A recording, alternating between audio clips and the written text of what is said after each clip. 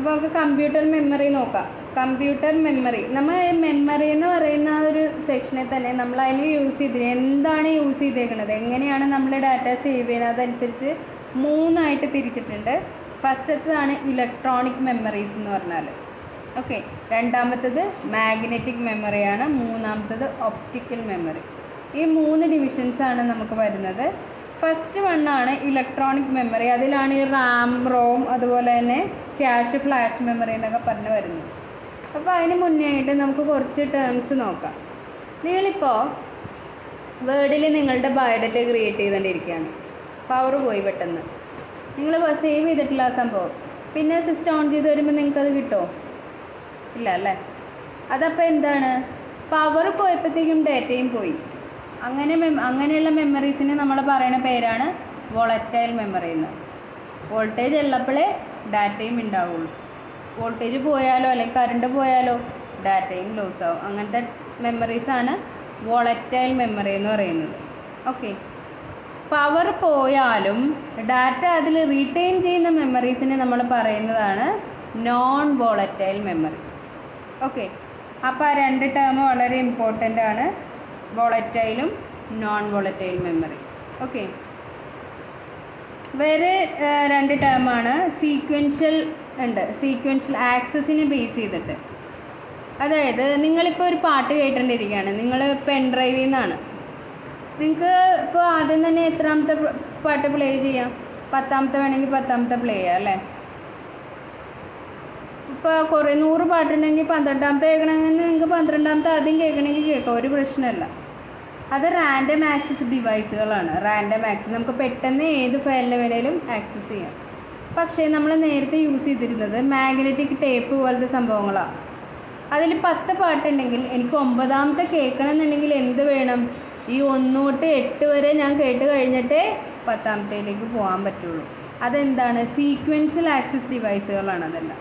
ഓരോന്ന് കഴിഞ്ഞിട്ടേ സീക്വൻഷ്യലായിട്ട് ആക്സസ് ചെയ്ത് കഴിഞ്ഞ് മാത്രമേ നമുക്ക് എന്ത് ചെയ്യാൻ പറ്റുള്ളൂ? 9ാമത്തേൽ എത്താൻ പറ്റുള്ളൂ.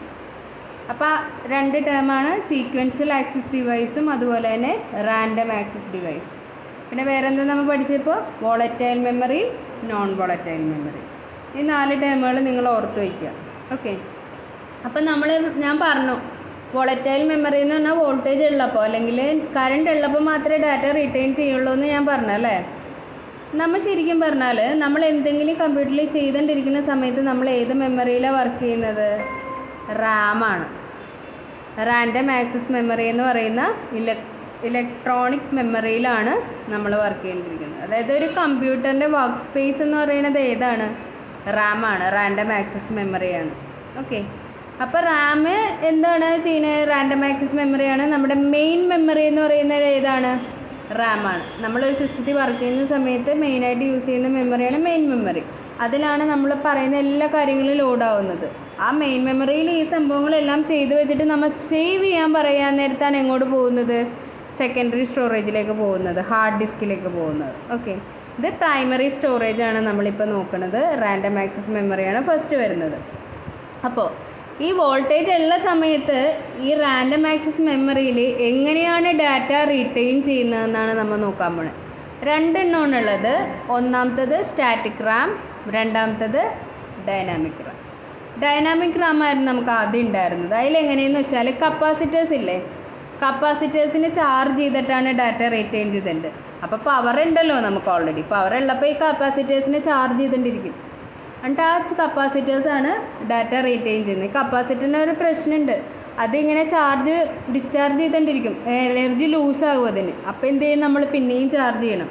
അപ്പോൾ ഇങ്ങനെ റിഫ്രഷിങ് എന്നാണ് പറയണത്, പിന്നെയും ചാർജ് ചെയ്യുന്നതിനെ റിഫ്രഷ് ചെയ്യണം. അപ്പോൾ ഈ കപ്പാസിറ്റേഴ്സിൻ്റെ റിഫ്രഷ്മെൻ്റ് ഒരു പ്രശ്നമായിരുന്നു അതിൽ. ഓക്കെ, അപ്പോൾ ഡി റാം കഴിഞ്ഞ് നമുക്ക് വന്നതാണ് S RAM, static RAM. Static റാംസിൽ വന്നപ്പോഴത്തേക്കും എന്താണ്? റിഫ്രഷ്മെൻറ്റിൻ്റെ ആവശ്യമില്ല, നമുക്ക് സെമി കണ്ടക്ടർ മെമ്മറീസാണ് അവിടെ വരുന്നത്. ഈ പറഞ്ഞ പോലെ കപ്പാസിറ്റേഴ്സ് ഇല്ലാത്ത കാരണം തന്നെ റിഫ്രഷിങ്ങിൻ്റെ ആവശ്യം വരുന്നില്ല. കൂടുതൽ റിലയബിൾ ആയിട്ടുള്ള റാം നമുക്ക് ഏതിൽ നിന്ന് കിട്ടി? സ്റ്റാറ്റിക് റാമിൻ്റെ യൂസോടുകൂടി കിട്ടി. അപ്പോൾ റാമിൻ്റെ 2 ഡിവിഷൻസ് അതാണ്. നമുക്ക് അടുത്തതിന് നോക്കാനുള്ളത് റോമാണ്, read only memory. Read only memory എന്ന് പറയുന്നത് ആ പേര് കേൾക്കുമ്പോൾ തന്നെ അറിയാം അല്ലേ? എന്തോ റീഡ് ചെയ്യാൻ പറ്റും അല്ലേ?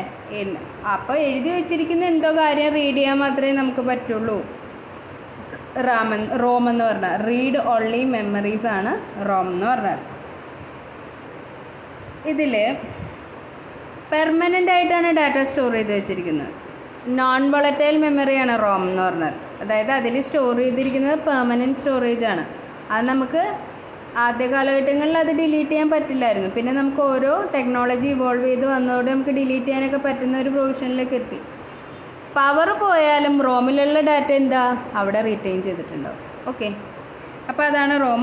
നമുക്ക് പലതായിട്ട് ഡിവൈഡ് ചെയ്യാം. ഫസ്റ്റ് വരുന്നത് പ്രോഗ്രാമബിൾ റോം, അതായത് പ്രോഗ്രാമബിൾ റീഡ് ഓൺലി മെമ്മറി അഥവാ പ്രോം എന്ന് പറയും. PROM PROM.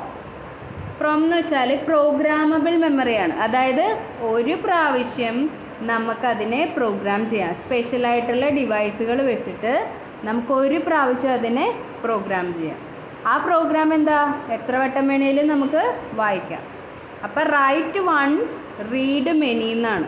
Right once read many. വോം എന്നാണ് പറയണത്. ഡബ്ല്യുവിൻ്റെ റൈറ്റ്, ഒള്ളിയുടെ O, റീഡിൻ്റെ R, എമ്മിൻ്റെ മെനി. റൈറ്റ് വൺസ് റീഡ് മെനിയാണ് പ്രോം എന്ന് പറയുന്നത്. PROM. ഒരു പ്രാവശ്യം നമുക്ക് റൈറ്റ് ചെയ്യാം, പലവട്ടം നമുക്ക് റീഡും ചെയ്യാൻ പറ്റും. പിന്നെ വന്നതാണ് ഇറേസബിൾ പ്രോഗ്രാമബിൾ റോം അഥവാ EPROM എന്ന് പറയുന്നത്. അതായത് നമുക്ക് സ്പെഷ്യൽ എന്തെങ്കിലും റേസ് യൂസ് ചെയ്തിട്ട് എന്താ ലൈറ്റ്, അൾട്രാ വയലറ്റ് റേസ് ഒക്കെ ഇല്ലേ, അതിനായിട്ട് കോണ്ടാക്ട് ചെയ്യിപ്പിക്കും നമ്മൾ. അൾട്രാവയലറ്റ് രശ്മികൾ എന്ത് ചെയ്യും, നമ്മൾ ഈ മെമ്മറിയിലേക്ക് കടത്തി വിട്ടിട്ട് അതിലുള്ള ഡാറ്റ ഡിലീറ്റ് ചെയ്യും. അൾട്രാവയലറ്റ് രശ്മികളൊക്കെ വെച്ചിട്ട് അതിൻ്റെ കൂടെ കടത്തി വിട്ടിട്ട് എന്താ അതിലുള്ള ഡാറ്റ കളഞ്ഞിട്ട് നമുക്ക് ഒന്നുകൂടി പ്രോഗ്രാം ചെയ്യാൻ പറ്റും. അതാണ് ഇത് ഇറേസബിൾ പ്രോം എന്ന് പറയുന്നത്. അതിനപ്പോൾ എന്താണ്, ഈ അൾട്രാവയലറ്റൊക്കെ ജനറേറ്റ് ചെയ്യുന്ന എക്യുപ്മെൻറ്റ്സ് വേണം നമുക്ക്. അതും ബുദ്ധിമുട്ടാണല്ലേ. പിന്നെ വന്നതാണ് EEPROM എന്ന് പറഞ്ഞാൽ ഇലക്ട്രിക്കലി ഇറേസബിൾ പ്രോഗ്രാമബിൾ റോമാണ് EEPROM എന്ന് പറഞ്ഞാൽ. അതായത് നമുക്ക് എന്താണ്, നമ്മൾ യൂസ് ചെയ്യുന്ന കമ്പ്യൂട്ടർ വർക്ക് ചെയ്യാനായിട്ട് യൂസ് ചെയ്യുന്ന ഇലക്ട്രിസിറ്റി തന്നെ നമുക്ക് ഈ പ്രോഗ്രാമിനെ ഡിലീറ്റ് ചെയ്യാനായിട്ട് പറ്റും. ഇലക്ട്രിസിറ്റി വെച്ചിട്ട് തന്നെ ഡിലീറ്റ് ചെയ്യാൻ വന്നിട്ട് നമുക്ക് റീപ്രോഗ്രാം ചെയ്യാൻ, നമുക്ക് പിന്നെയും അതിലേക്ക് റൈറ്റ് ചെയ്യാനായിട്ട് പറ്റും. അതാണ് EEPROM അഥവാ electrically erasable programmable read only memory എന്ന് പറയുന്നത്.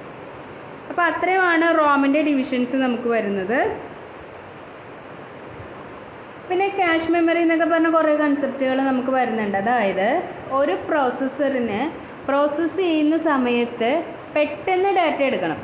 പെട്ടെന്ന് ഡാറ്റ അല്ലെങ്കിൽ ഫ്രീക്വൻ്റ് ആയിട്ട് നമ്മൾ യൂസ് ചെയ്യുന്ന ഡാറ്റകളെല്ലാം മെമ്മറിയുടെ ഒരു സെക്ഷനിൽ സ്റ്റോർ ചെയ്ത് വയ്ക്കും. ക്യാഷ് എന്നാണ് പറയണത്, ക്യാഷ് മെമ്മറി. അവിടെ നിന്ന് പെട്ടെന്ന് ആക്സസ് ചെയ്യാനായിട്ട് പറ്റും പ്രോസസ്സറിന്. അതൊരു കൺസെപ്റ്റാണ് ക്യാഷ് മെമ്മറി എന്ന് പറയുന്നത്. അപ്പോൾ ഇത്രയും ഡിവിഷൻസാണ് ആക്ച്വലി നമുക്ക് പ്രൈമറി സ്റ്റോറേജിൽ നമുക്ക് വരുന്നത്.